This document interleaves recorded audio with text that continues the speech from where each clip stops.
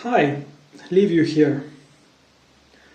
So, I was thinking right now that it might be an interesting video to discuss the question of what should I do with my life. This is a big question, of course, that kind of plagues all of us as human beings. Ever since we're, in our teenage years, and then during university, and then after university, then in our 30s, and then in our 40s, and then in our 50s and 60s and 70s and so on. So there's always this question of what should I do with my life? What should I do with my day? What's the right thing to do? What's the right way to live? So, I'd like to share a story with you that could hint at the answer that kind of makes sense to me. It's a very simple answer, and I'm going to give you the answer now if you want. Actually, what you should do with your life is to do whatever you're doing right now, whatever feels right to do right now. That's the answer. That's the simple answer. That's the quick answer. But if you'd like to hear the whole story, then that's the video for that. So, I used to be a relationship coach. I used to have a long-term relationship for about 9-10 years. And then about 6 years ago, I let go of the coaching and of the relationship. And what I see now is that I've entered a kind of career transition and a spiritual transition that I've come to call the transition, the movement from ego-led life to Tao-led life. So ego-driven, I make my life happen. The mind makes life happen. I'm in charge. To Tao-led, recognizing that I exist within the spiritual flow, which is harmonious and intelligent, and all I need to do is to kind of surrender to it. So that's a bit of a context. And I've been living in this kind of fluid way for the last 6 years, maybe even more, even when I was coaching and so on. But specifically for the last 5-6 years, I've been really learning to surrender and go with the flow and follow my joy, you could say. And there's one story that kind of comes up for me in terms of what the answer is to what should I do with my life.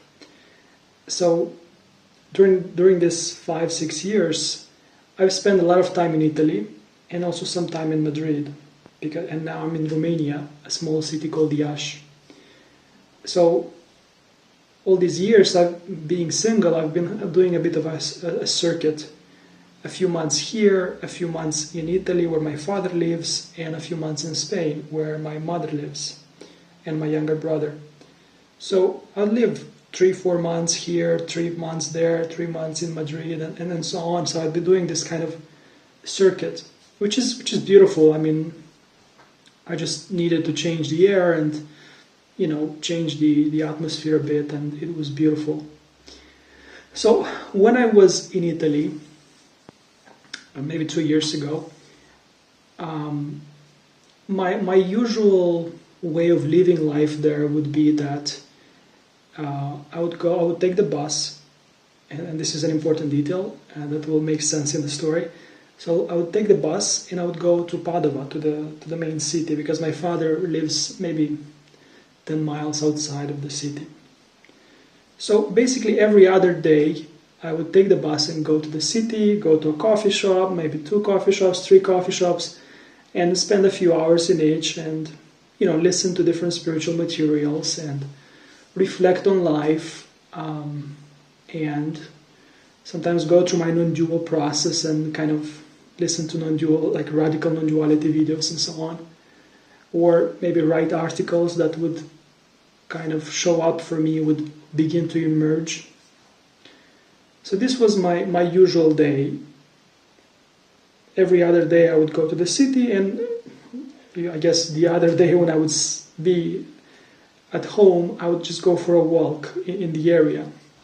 Just beautiful area with a lot of nature. So either at home, having a walk, or in the city, taking the bus. And here's the story. One day I went for a walk. I didn't go to the city that day. And as I'm going for my walk, I pass near the street and then I see the bus coming. And suddenly I kind of, it shakes me a little bit because I see the bus and the usual reaction is, oh my God, I don't want to miss the bus because then I have to wait like 30 minutes until the next bus comes or something. And then I remember, oh wait, no, I don't need the bus today because I'm going for a walk, I'm not going to the city. And yet the bus passes and I see some people inside the bus and I think, what's up with you guys? In my mind, I think about those people, like, what's up with you guys? Why are you going to the city? Like, makes no sense to me. Like, I wouldn't be going to the city. Why are you going to the city? Like, what feels right for me is to go for a walk. I wouldn't go to the city now. And that's kind of the contrast and the story that I wanted to bring you to. And kind of the answer to what should you do with your life, with your day, with your moments.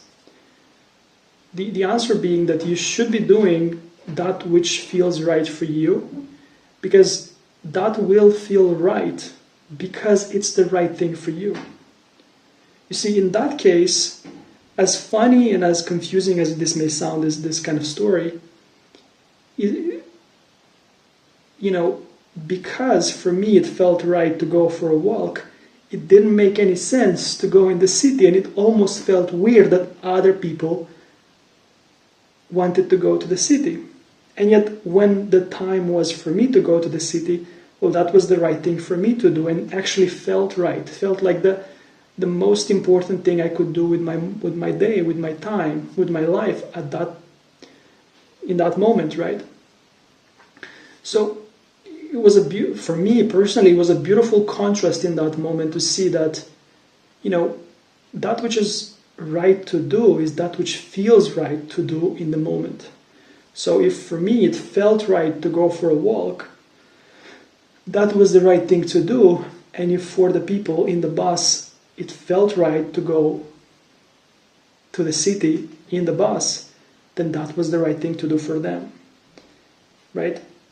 And it wouldn't make sense for me to go to the city when it feels right to go for a walk, nor for them to stay at home or go for a walk when it feels right to go. For them, it feels right to go to the city. So that's kind of a beautiful contrast and realization that which actually feels right is the right thing to do. And then we can generalize that over an entire lifetime, and what you realize is that there's nothing to do other than what feels right to do.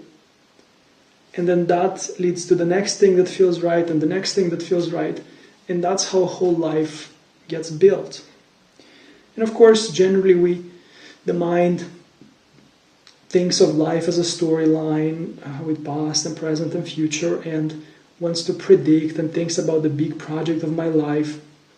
And that's fine, especially if it happens naturally.